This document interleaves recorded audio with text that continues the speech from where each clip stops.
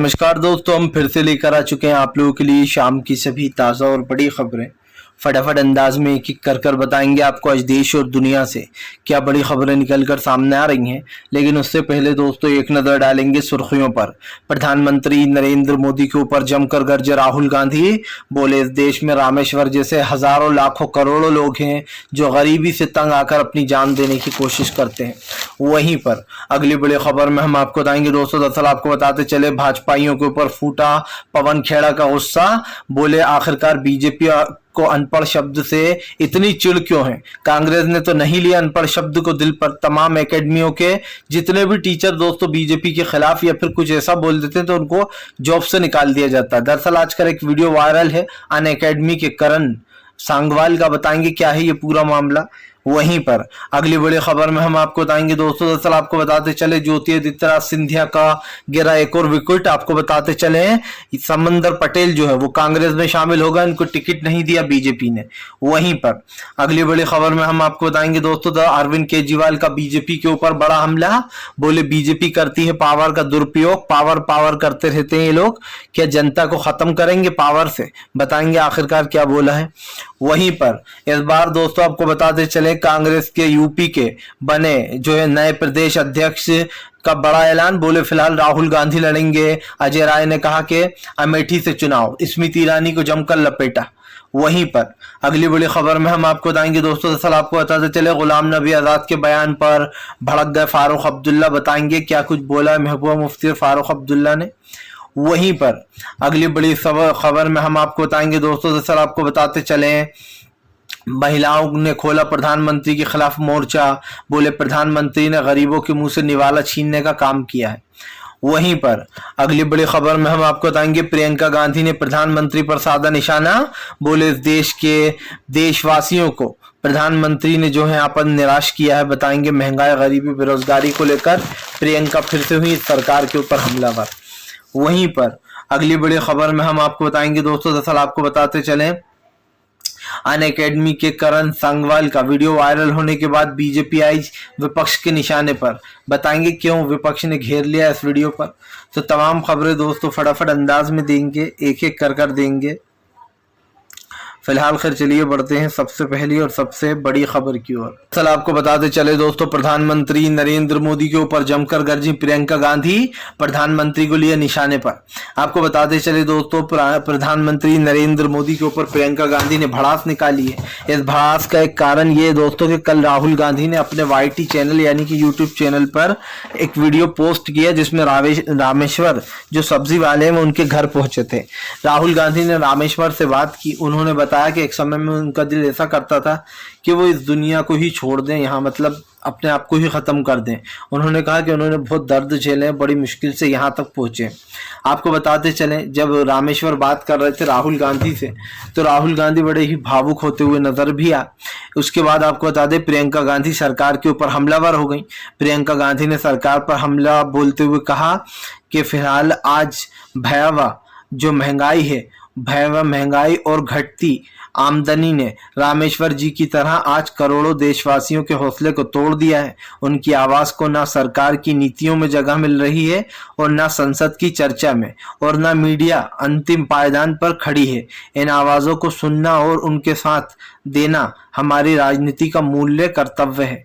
ये प्रियंका गांधी ने एक लंबा चौड़ा ट्वीट किया जिसके बाद उन्होंने सरकार को निशाने पर ले लिया। दरअसल आपको बताते चले कांग्रेस शुरू से इस मुद्दे को उठा रही है 2014 के बाद से कि प्रधानमंत्री ने कहा था कि वह सत्ता में आने के बाद महंगाई को कम कर देंगे। अब महंगाई कम होने का मतलब क्या होता है कि 410 रुपए की जो LPG मिलती थी वो आज 1100-1200 रुपए के लगभग हो गई है। यानी कि लगभग देखा जाए तो 3 गुना बढ़ा दिया गया दाम। ऐसे में दोस्तों आप समझिए महंगाई को जो है प्रधानमंत्री कम करने के बजाय और ऊपर लेगा। जिन लोगों ने प्रधानमंत्री को वोट दिया था उन्हें पता नहीं था कि महंगाई कम नहीं होगी, बढ़ जाएगी। बीजेपी की इसी बात को कांग्रेस आए दिन टारगेट भी करती है। फिलहाल चलिए बढ़ते हैं एक और अगली बिग ब्रेकिंग की तरफ। बता दोस्तों अगली जो बड़ी खबर निकल कर आ रही है आपको बताते चले दोस्तों, उत्तर प्रदेश के नए प्रदेश अध्यक्ष ने जमकर घेरा स्मृति ईरानी को। राहुल गांधी पर बोल दी बड़ी बात। दरअसल आपको बताते चले दोस्तों, नए नवेले यूपी के प्रदेश अध्यक्ष ने जमकर जो है यहाँ पर स्मृति ईरानी को घेरा। अजय राय ने स्मृति ईरानी को घेरते हुए कहा कि इस बार राहुल गांधी अमेठी से चुनाव लड़ेंगे और अमेठी का एक एक जन जो है वो राहुल गांधी के साथ है। आपको बता दें अजय राय प्रधानमंत्री के खिलाफ चुनाव भी लड़ चुके हैं, इसीलिए कांग्रेस ने उनको जो है प्रदेश अध्यक्ष बना दिया उत्तर प्रदेश का। उत्तर प्रदेश के प्रदेश अध्यक्ष अजय राय ने कहा कि स्मृति ईरानी गायब हो गई हैं। उन्होंने लोगों से कहा था कि प्रधानमंत्री को वोट दो, 13 रुपए किलो चीनी दिया करेंगे प्रधानमंत्री, 13 रुपए किलो। यानी कि दोस्तों आप समझिए 13 रुपए किलो जो है वो चीनी बिकवा रही थी, 13 रुपए की 1 kg स्मृति ईरानी। लेकिन दोस्तों यहाँ पर सवाल ये उठता है कि स्मृति ईरानी जब 13 रुपए किलो चीनी की बात कर रही थी तो अब वो कहाँ भाग गई, जब महंगाई चरम पर पहुंच गई है और महंगाई का कोई तोड़ ही नहीं है सरकार के पास।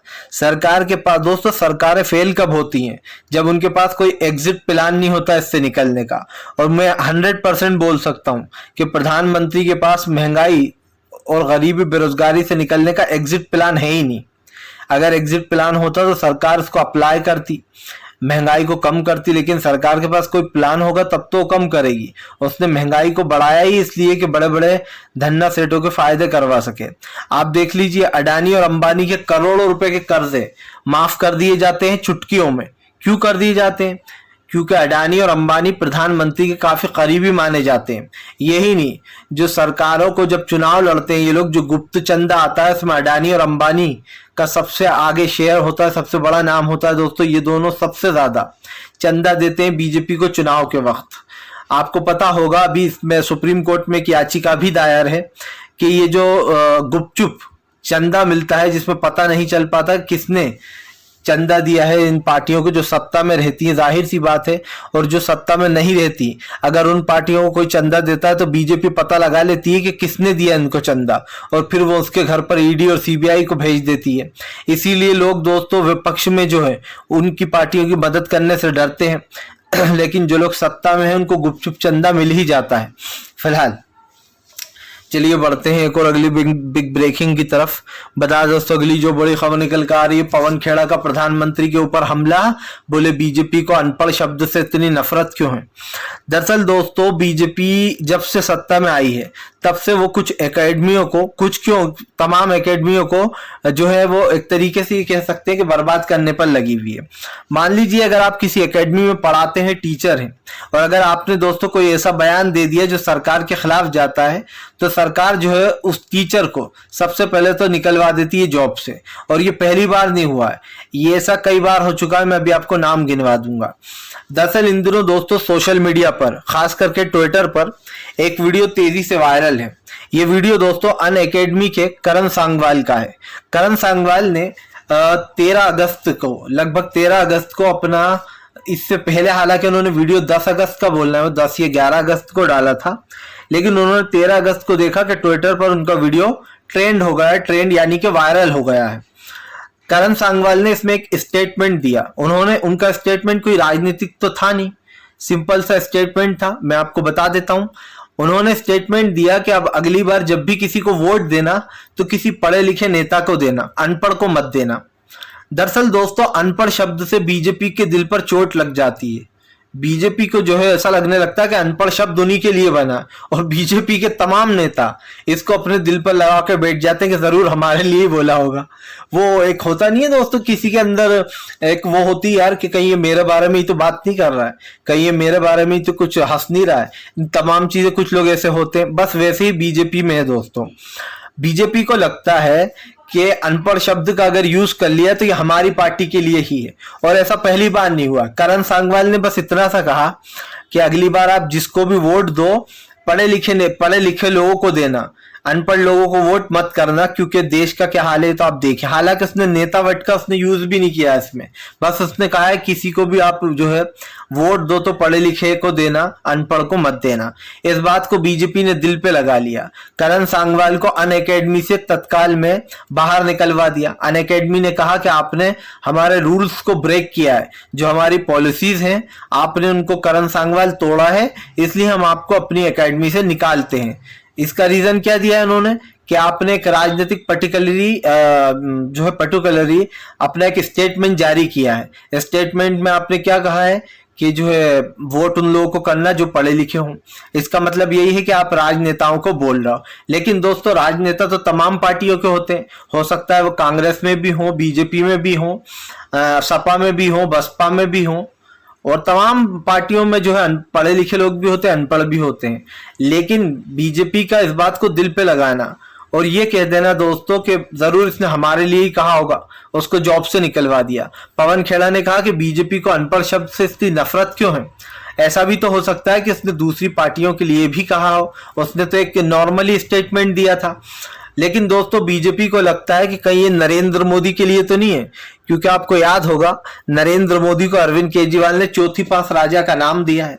अरविंद केजरीवाल हमेशा कहते हैं कि एक अनपढ़ को पीएम बना दिया है, जो कि एक चौथी पास राजा है, जिसको ये तक नहीं पता है कि नोटबंदी से, डिमोनेटाइजेशन से देश का बेड़ा गर्क हो गया है। देश में जो आज दोस्तों महंगाई, गरीबी है, और जो हमारे लगातार जीडीपी नीचे जा रही है हमारे देश की, डॉलर ऊपर जा रहा है, रुपए नीचे गिर रहा है, ऐसा मनमोहन सिंह साहब के समय में कभी नहीं हुआ। मनमोहन सिंह साहब जब देश के प्रधानमंत्री हुआ करते थे और समय पर जीडीपी सबसे ऊपर गई थी, और वो पहले ऐसे प्रधानमंत्री थे जिनके राज्य में जीडीपी सबसे ऊपर गई थी।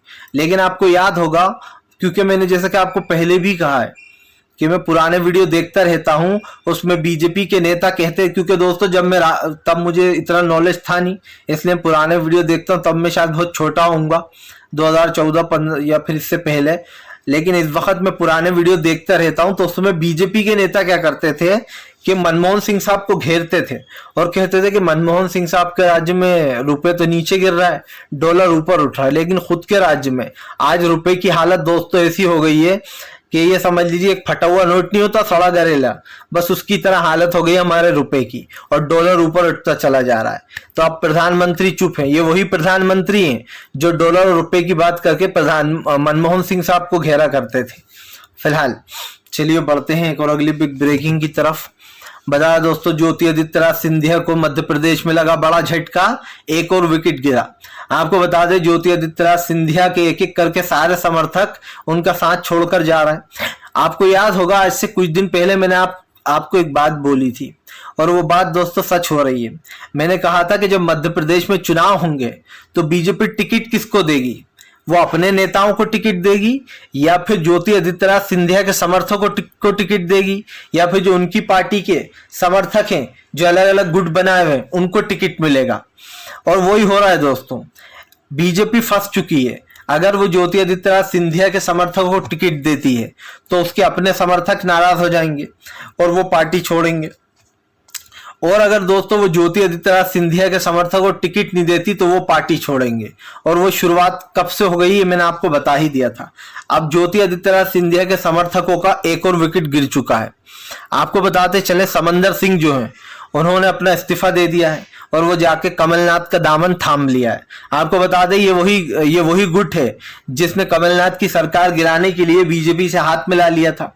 उस वक्त शायद इनको पता नहीं था कि ज्योतिरादित्य सिंधिया सिर्फ खुद मलाई खाएंगे और इन लोगों को ठेंगा दिखा देंगे बाद में। अब आपको बता दें समंदर चौधरी समेत कई और भी नेता है जिनको टिकट नहीं मिला है, जिनका नाम लिस्ट में नहीं है मध्य प्रदेश की। अभी तो आप देखना, अभी तो और कितने नेता पार्टी से बाहर निकलने वाले। दरअसल इतिहास ये बात सच है कि अपने आप को दोहराता है, और जो कर्नाटक का इतिहास है वो मध्य प्रदेश में दोहरा रहा है। कर्नाटक में भी बीजेपी में कांग्रेस ने सेंध लगा दी थी, एक एक करके कांग्रेस ने बीजेपी के तमाम नेताओं को तोड़ लिया था, जिसमें सबसे बड़ा नाम आपको याद होगा कर्नाटक के नेता जो शेटर हैं उनका था। ऐसा ही अब कर्नाटक का खेल जो है वो मध्य प्रदेश में शुरू हो गया है। आपको बताते चले मामा शिवराज ने सिंधिया के कई लोगों को टिकट नहीं दिया। हालांकि ये मामा शिवराज के अंडर में भी नहीं बताया जाता है, जो भी टिकट का फैसला होता है वो सिर्फ दो लोग करते हैं, प्रधानमंत्री मोदी और गृह मंत्री अमित शाह। प्रधानमंत्री नरेंद्र मोदी और गृह मंत्री अमित शाह के हाथ में ही सत्ता है, इन दोनों की ही पार्टी में चलती है। बाकी इनके सामने ना योगी आदित्यनाथ, ना शिवराज सिंह चौहान, ना जितने भी सीएम है किसी की नहीं चलती है। फैसला तो सिर्फ दो ही लोग लेते हैं, गृह मंत्री अमित शाह और नरेंद्र मोदी। यही कारण है जो मध्य प्रदेश में सिंधिया के समर्थकों को टिकट कट रहा है और सिंधिया का पालक घटता जा रहा है। और वो दिन दूर नहीं है, आप लिख के ले लीजिए, वो दिन दूर नहीं है जब ज्योतिरादित्य सिंधिया को ये लोग दूध में से मक्खी की तरह निकालकर बाहर कर देंगे। अभी बताया जाता था कि शिवराज सिंह चौहान और ज्योतिरादित्य सिंधिया के बीच में टकरार है, इसके बाद आप देख लेना सिंधिया का को जो है बीजेपी धोखा जरूर देगी, क्योंकि ये बीजेपी की फितरत है, वो हर नेता को धोखा देती है। आपको याद होगा बिहार में नीतीश के साथ सरकार चला रहे थे, उन्हीं के नेता खरीदने वाले थे बीजेपी वाले। अगर नीतीश जल्दी फैसला नहीं लेते तो कब के बीजेपी ने कई नेताओं को अपने पाले में कर लिया होता। फिलहाल चलिए बढ़ते हैं एक और अगली बिग ब्रेकिंग की तरफ। बता दोस्तों अगली जो बड़ी खबर निकल कर आ रही है, अरविंद केजरीवाल का बीजेपी के ऊपर बड़ा हमला। बोले हमेशा पावर की धौंस दिखाते हो, तुम्हारे पास पावर है तो क्या लोगों का कत्लेआम करोगे, उन्हें मारोगे, तानाशाही करोगे। आपको बताते चले अरविंद केजरीवाल ने जमकर भड़ास निकाली। अरविंद केजरीवाल ने कहा कि फिलहाल ये देश की सबसे बड़ी उच्च न्यायालय सुप्रीम कोर्ट को भी नहीं मानते हैं, सुप्रीम कोर्ट के फैसले को भी नहीं मानते हैं। केजरीवाल ने कहा कि हम लगभग लंबे समय से 2-3 साल से दोस्तों केस लड़ रहे थे। वो केस था कि दिल्ली पर किसका राज होगा, एलजी का होगा, जो है डिप्टी सीएम का होगा, या फिर दोस्तों केजरीवाल का होगा। तो सुप्रीम कोर्ट ने फैसला दिया कि दिल्ली पर पूरा कब्जा अरविंद केजरीवाल का ही होगा। वही दिल्ली के मुखिया वही फैसला करेंगे किसका ट्रांसफर होगा, किसकी नियुक्ति होगी और कौन जो है कहाँ जॉब करेगा। लेकिन दोस्तों प्रधानमंत्री रातों रात सुप्रीम कोर्ट का फैसला बदलने के लिए अध्यादेश कानून ले आए और रातों रात केजरीवाल को सुप्रीम कोर्ट के फैसले को भी 12 घंटे के अंदर बदल दिया गया। केजरीवाल ने बीजेपी को घेरते हुए कहा कि बीजेपी सुप्रीम कोर्ट का भी अपमान करती है। वो कहती है कि अगर इस देश का सबसे बड़ा न्यायालय फैसला किसी और के हक में देगा तो भी हम फैसला बदल देंगे अध्यादेश कानून लाकर। आपको बताते दोस्तों सरकार का एक यही कानून है जो सुप्रीम कोर्ट के फैसले को भी बदल सकता है। एक तरीके से देखा जाए तो सुप्रीम कोर्ट जो कि इस देश की सबसे बड़ा उच्च न्यायालय है, या फिर यूं कह दे कि न्याय का एक तरीके से जिसको मंदिर कहा जाता है, उसका फैसला भी सरकार बदल दे तो ये देश के लिए खतरनाक बात है। मान लीजिए कल को सरकार कोई खतरनाक बिल लेकर आती है, उसको सुप्रीम कोर्ट कह देता है कि देश में लागू नहीं होगा, लेकिन सरकार रातों रात कुछ अध्यादेश ले आती है और दोस्तों कानून को पलट देती है, तो ये देश के लिए खतरनाक बात है। मुझे ऐसा लगता है कि सुप्रीम कोर्ट का फैसले की पावर किसी के पास नहीं होना चाहिए बदलने की, और इस चीज को हटाना चाहिए। फिलहाल चलिए बढ़ते हैं एक और अगली बिग ब्रेकिंग की तरफ। बता दोस्तों अगली जो बड़ी खबर निकल कर आ रही है, आपको बताते चले दोस्तों प्रधानमंत्री नरेंद्र मोदी के ऊपर जमकर गरजे जयंत चौधरी। बोले प्रधानमंत्री इंडिया गठबंधन को अलग अलग नाम देना है, इसका मतलब साफ है कि प्रधानमंत्री में डर आ गया है। प्रधानमंत्री डर गए हैं कि तमाम विपक्ष पार्टियां मिलकर मुझे 2024 में सत्ता से बाहर कर देंगी। दरअसल दोस्तों प्रधानमंत्री इस देश में 2 बार प्रधानमंत्री बने, एक बार 2014 में, एक बार 2019 में।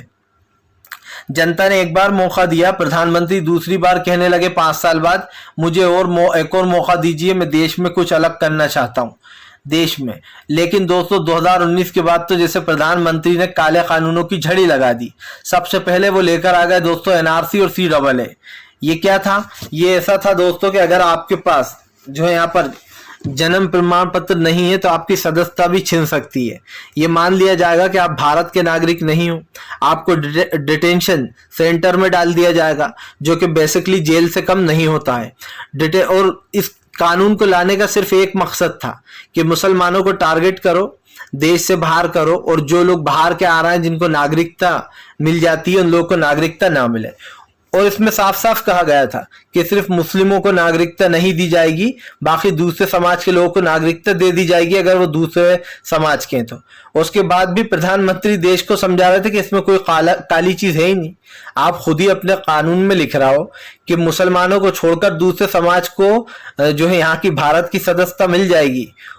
इसका मतलब क्या होता है, आप देश में नफरत फैला रहा हो। आप एक समाज को जो है भारत की सदस्यता दे रहा हूं और दूसरे से कह रहा हूं कि हम मुसलमानों को नहीं देंगे अगर वो दूसरे विदेशों से आए हुए हैं। तो इसका मतलब तो यही था कि आप मुस्लिमों के खिलाफ एक रणनीति बना रहे थे। फिलहाल अगर आपको हमारा दोस्तों वीडियो अच्छा लगी तो इसको लाइक कीजिए, चैनल पर पहली बार आए तो सब्सक्राइब करिए ताकि ऐसे वीडियो आगे भी